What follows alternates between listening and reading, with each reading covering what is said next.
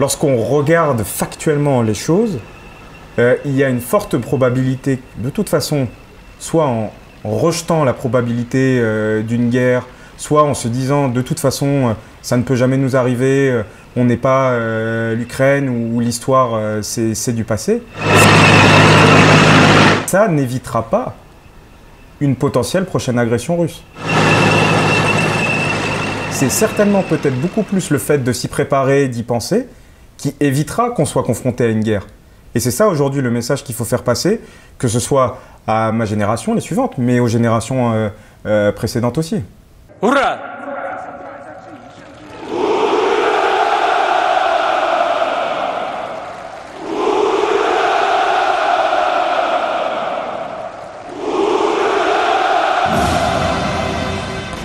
C'est une excellente question. C'est une excellente question de la poser ici en France, parce que cette question de l'approche générationnelle, ou qui sont les jeunes du même âge que nous en Europe centrale, orientale, vous évoquiez les pays en Pologne, en Lituanie, en Estonie, comme s'ils étaient vraiment différents des Français.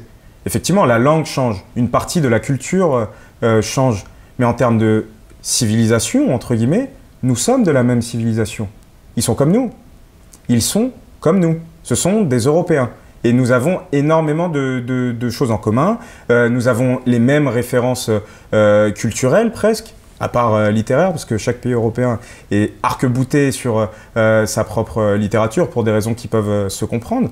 Mais cette approche, en réalité, vous évoquiez l'approche vis-à-vis de la Fédération de Russie, en réalité, pour une large majorité des jeunes de notre génération, effectivement, elle est différente de celle des Français, parce qu'ils savent ce que leurs parents, leurs grands-parents ou leurs arrière-grands-parents ont vécu vis-à-vis des Russes.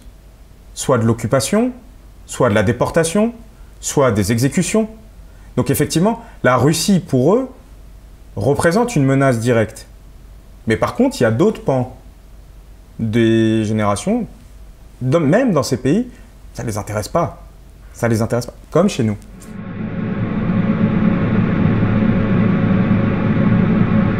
Ça peut leur faire peur. Et c'est pas du tout enviable lorsqu'ils voient des jeunes de leur âge chez le voisin ukrainien qui connaissent une guerre épouvantable, qui sont soit sur le front, soit éloignés du front mais qui doivent partir en exil pour se protéger, soit ils sont restés en Ukraine mais sont éloignés de leur père, de leur famille, qui sont au front, qui vivent les bombardements de façon presque quotidienne, soit de drones ou de missiles. C'est pas un quotidien très enviable que la guerre.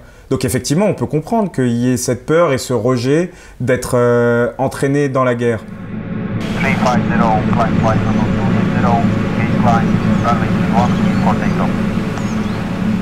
Ready. Ce consensus sur la probabilité de la guerre, il est très différent d'un pays à l'autre dans la région.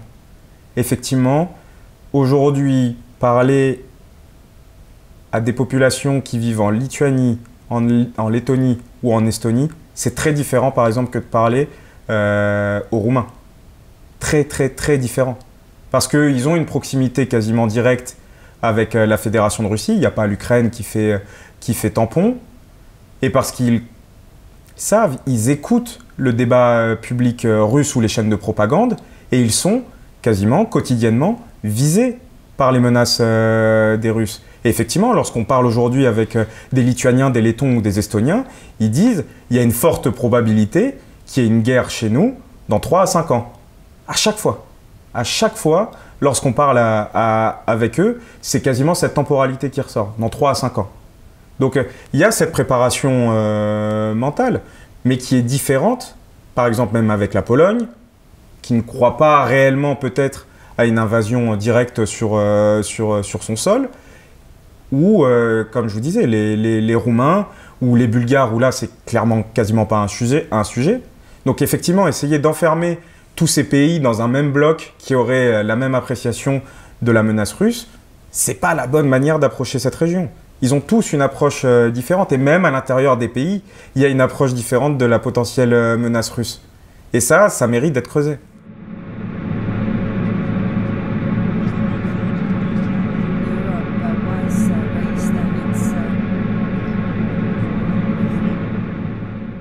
Mais c'est surtout que ces pays, en fait, ont un rapport à la Russie et une connaissance de la Russie qui n'est pas la nôtre. C'est-à-dire que il y a énormément d'exceptions. Il y a énormément d'exceptions. Il y a beaucoup de Français qui connaissent extrêmement bien la Fédération de Russie, son histoire et même l'intérieur du régime de Poutine. Il y a des Français qui le comprennent bien. Mais est-ce que ce sont eux qui gouvernent ou est-ce que ce sont eux qui sont à des postes clés? J'en suis pas sûr. Il y en a à des postes clés qui comprennent très bien ces enjeux-là. Mais d'autres qui sont pas ignorants ni indifférents, mais qui ne maîtrisent peut-être pas les subtilités du régime russe.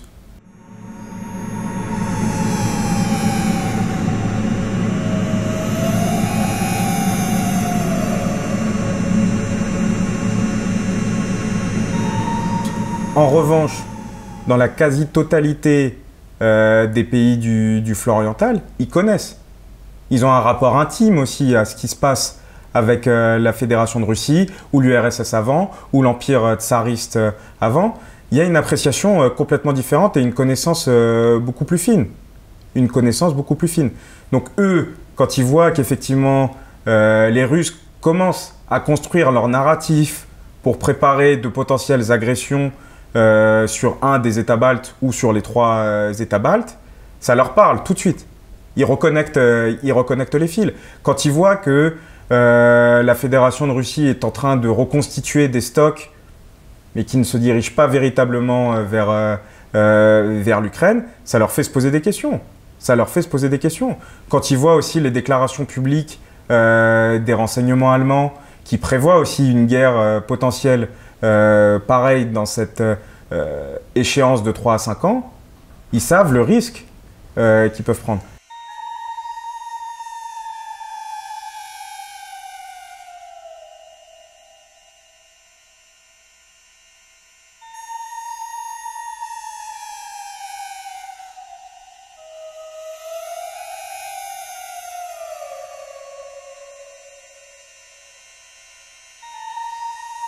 En France, on commence à peine à commencer à se rendre compte de la potentielle menace russe. Mais par contre, il y a tout un narratif à construire sur pourquoi la France devrait entrer en guerre avec la Fédération de Russie si un des pays de l'Union européenne ou de l'OTAN est attaqué. Et ça, pour le coup, c'est clairement pas naturel ni évident pour une grande majorité des Français.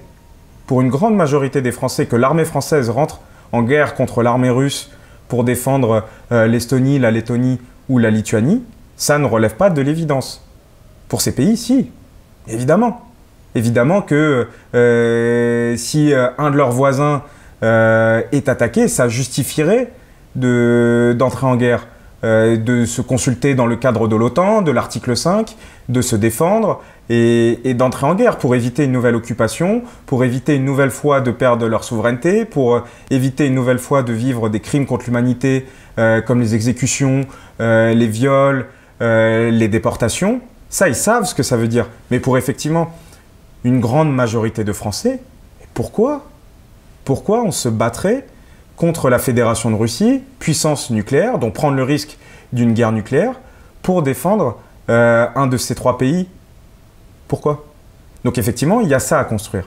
Il y a ça à construire, de comprendre qu'effectivement, si nous laissions, comme nous avons laissé finalement l'Ukraine se faire envahir par la Fédération de Russie, parce que sans la résistance incroyable des Ukrainiens, effectivement, ce pays aujourd'hui serait sous occupation russe, parce que l'aide occidentale arrive très tard finalement, peut-être même trop tard, mais en tout cas elle arrive très tard en Ukraine après l'invasion du 24 février 2022.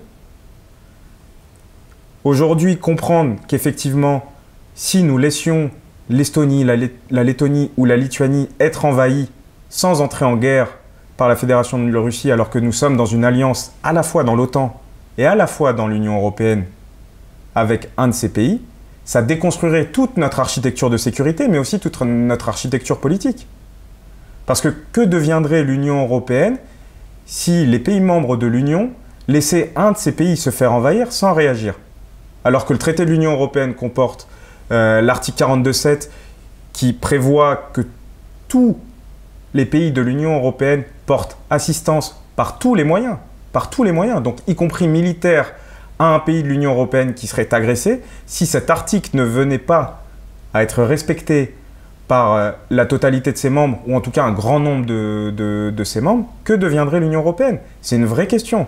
C'est une vraie question. Pourquoi les États européens accepteraient de déléguer une grande partie de leur souveraineté, ou en tout cas de mettre leur souveraineté en commun, s'ils ne sont pas capables de se défendre entre eux?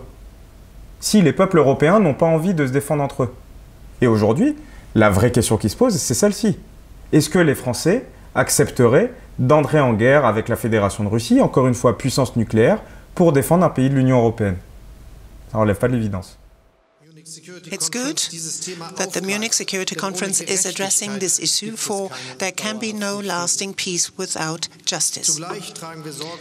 At the same time, we're making sure that war doesn't break out between NATO and Russia.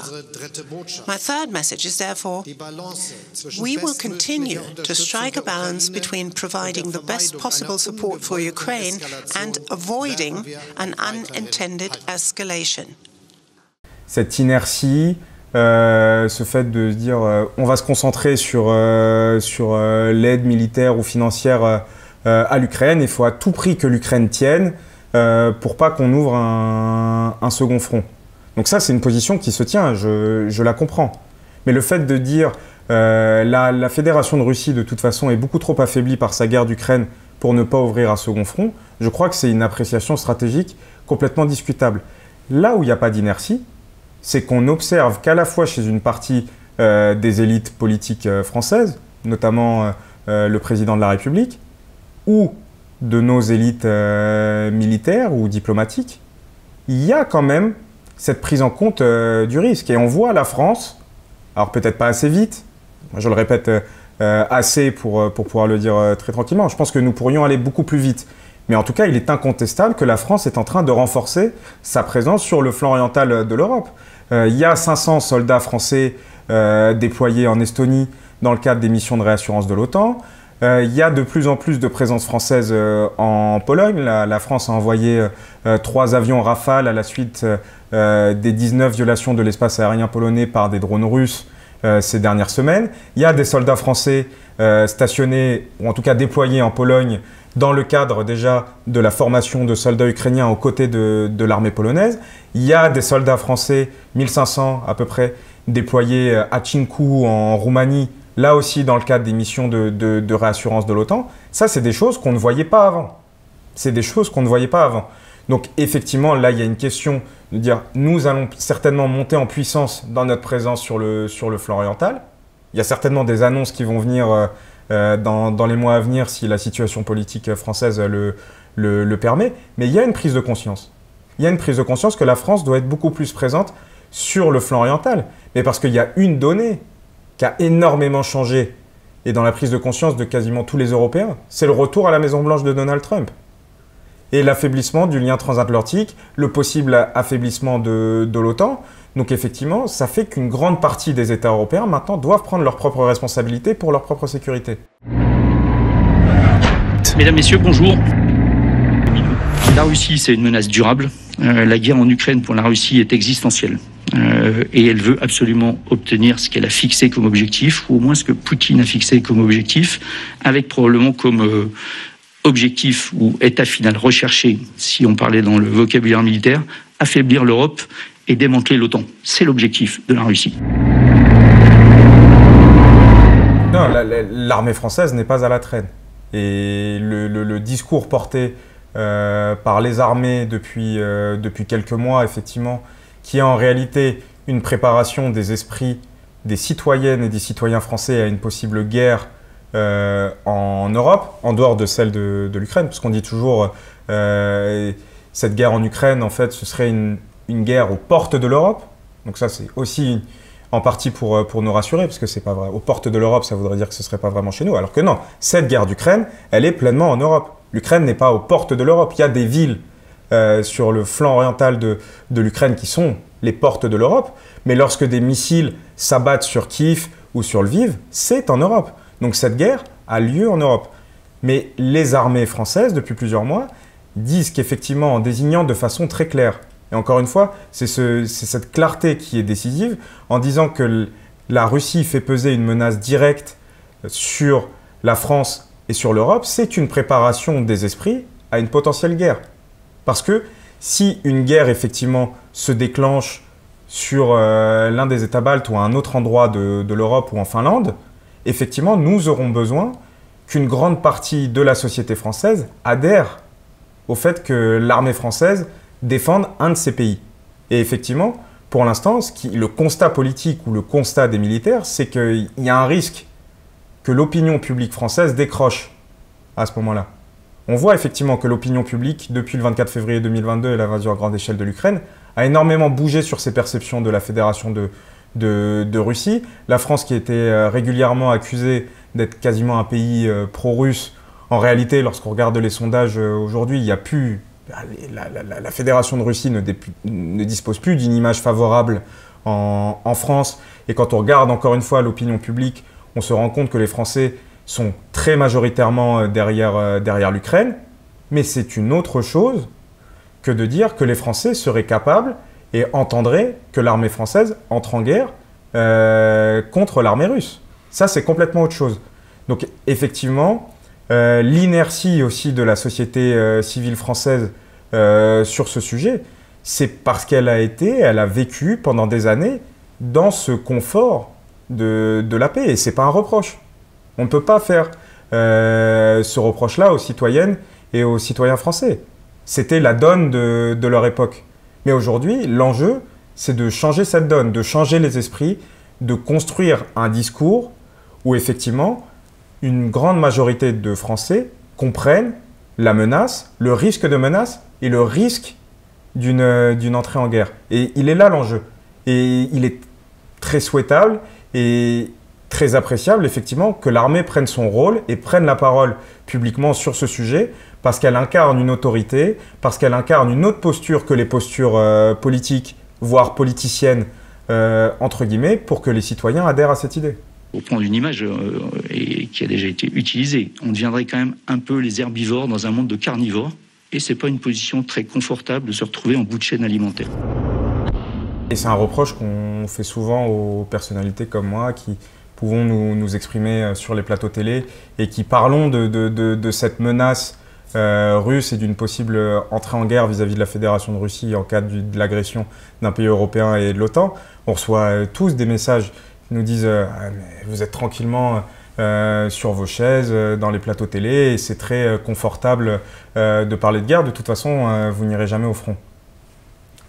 C'est pas un argument très intelligent, mais à la limite, on peut le comprendre. Ça ne sert pas à grand-chose de le contester. C'est pas le sujet. On nous interroge dans un cadre stratégique, on nous demande notre expertise, donc effectivement, on la délivre.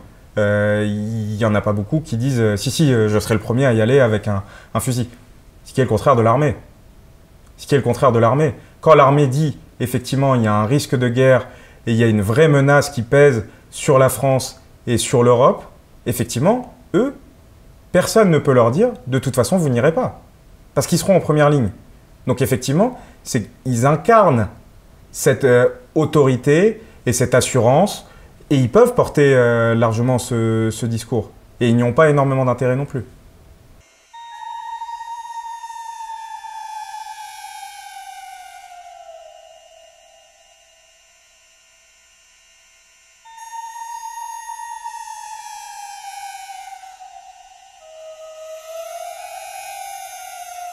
La question que vous soulignez, le fait qu'effectivement l'armée française, en réalité, depuis longtemps, est confrontée à la menace russe, il y avait peut-être un reproche ou un défaut. Il y avait un défaut de communication publique.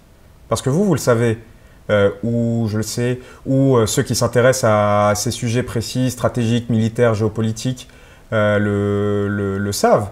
Mais une large partie de la population française, jusqu'au 24 février 2022, ne pensait pas que la Russie représentait une menace pour la France ou l'Europe. Parce qu'il y avait un défaut de communication sur la montée en agressivité de la Russie. Et parce que ce n'était pas le rôle des militaires que de le faire. C'était le rôle des politiques. Mais les politiques français, dans la grande majorité, avaient plutôt un discours de tempérance vis-à-vis de la Russie Et chacun d'entre eux, sauf peut-être François Hollande, mais chacun d'entre eux, que ce soit Nicolas Sarkozy ou Emmanuel Macron au début de son quinquennat, depuis il a beaucoup changé de façon très positive sur son approche de la Fédération de Russie, mais au début de son mandat, il pense sincèrement qu'il peut créer ce rapprochement franco-russe, créer une architecture de sécurité et de confiance européenne avec la Fédération de Russie. Et c'était ça qu'il défendait dans le débat public. Et c'était dès 2017, jusqu'en 2022. Et là, aujourd'hui, nous sommes en 2025. Et on reproche aux Français de ne pas avoir suffisamment compris ou de ne pas encore suffisamment comprendre la menace russe. Mais elle est toute neuve pour eux. Elle est que du 24 février 2022. Ils ont entendu vaguement parler de 2014, de la première annexion de la Crimée et d'une partie du Donbass. Ils avaient entendu que rapidement, l'annexion d'une partie de la Géorgie en 2008, c'est que rapidement. Et en plus, ce sont des pays qui savent à peine, en réalité, placer sur une carte. Ils ne savent pas, même si c'est réellement en Europe. Donc, ce n'est pas des choses qui étaient palpables pour ces premières agressions. Par contre, le discours politique qu'ils entendaient régulièrement, c'était de la tempérance, c'était l'exaltation d'une prétendue amitié franco-russe historique. On ne sait pas ce qu'elle avait vraiment d'amical, hein, la relation franco-russe, ni d'historique. Parce que lorsqu'on se penche sur l'histoire, effectivement, il y a beaucoup plus d'épisodes de confrontation directe avec la Russie ou l'URSS que d'épisodes d'amitié. Mais effectivement, il y a eu une pénétration de la propagande ou du narratif russe dans une partie des élites politiques, diplomatiques et même militaires, si on peut parler en termes générationnels, qui a vraiment dégradé l'image et l'appréciation des Français sur la menace russe et sur la Fédération de Russie.